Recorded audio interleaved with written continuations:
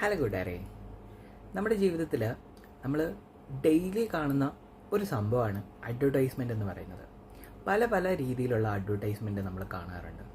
ഈ അഡ്വർടൈസ്മെൻറ്റ് നമ്മൾ കാണുന്നത് ചിലപ്പോൾ ടി വിയിലായിരിക്കും, അല്ലെങ്കിൽ വാർത്തയിലൂടെ ആയിരിക്കും, ന്യൂസ് പേപ്പർ ആയിരിക്കും, നോട്ടീസ് ആയിരിക്കും, ഫ്ലെക്സ് ബോർഡ് ആയിരിക്കും. അങ്ങനെ പല പല രീതിയിൽ അഡ്വർടൈസ്മെൻറ്റ് കാണുന്നുണ്ട്.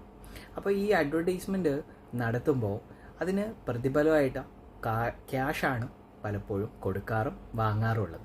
നമ്മൾ പറയാൻ പോകുന്ന എക്സാമ്പിളിൽ ഇവിടെ കടക്കാരൻ അയാളുടെ പ്രൊഡക്റ്റ് എക്സിബിഷന് വെച്ചിട്ട് ആ എക്സിബിഷൻ നടത്തുന്നവർ അദ്ദേഹത്തിൽ നിന്നും ക്യാഷായിട്ട് ഒന്നും തന്നെ വാങ്ങിയില്ല.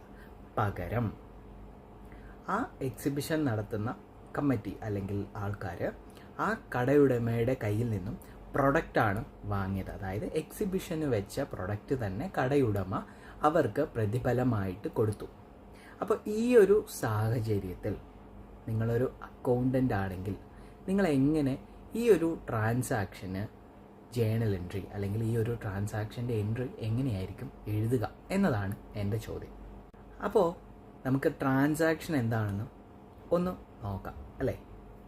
കടയുടമയെ സംബന്ധിച്ചിടത്തോളം ഇവിടെ നടന്ന ട്രാൻസാക്ഷൻ ഒരു അഡ്വർടൈസ്മെൻ്റ് ആണ്. പുള്ളി അഡ്വർടൈസ്മെൻറ്റിന് വേണ്ടി എക്സിബിഷൻ ഭാരവാഹികളെ സമീപിച്ചു, എക്സിബിഷനായിട്ട് പ്രൊഡക്റ്റ് കൊടുത്തു.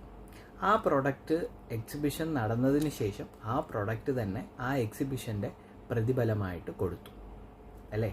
അപ്പോൾ കടയുടമയ്ക്ക് ഇതൊരു അഡ്വർടൈസ്മെൻ്റ് ആണ്. അപ്പോൾ ജേണൽ എൻട്രി ഒരു അക്കൗണ്ടൻ്റ് എന്ന നിലയിൽ നമ്മൾ എങ്ങനെയാണ് ആ ജേണൽ എൻട്രി രേഖപ്പെടുത്തുക?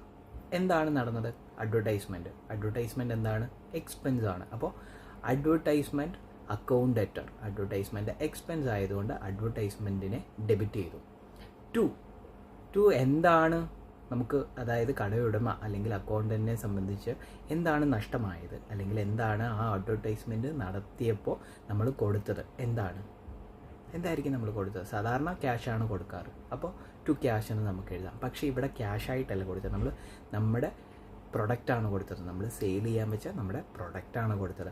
അപ്പോൾ എന്തായിരിക്കും ടു ക്രെഡിറ്റ് ചെയ്യേണ്ടത്? നമ്മുടെ പർച്ചേസിനെയാണ് ക്രെഡിറ്റ് ചെയ്യേണ്ടത്. നമ്മൾ പർച്ചേസ് ചെയ്ത സാധനമാണ്, അത് സെയിൽ ചെയ്യാൻ വെച്ചത് നമ്മൾ അഡ്വർടൈസ്മെൻറ്റിൻ്റെ പ്രതിഫലമായിട്ട് കൊടുത്തു. അപ്പോൾ ആ ഒരു ട്രാൻസാക്ഷൻ എങ്ങനെ വരും? Advertisement account debtor to purchases account.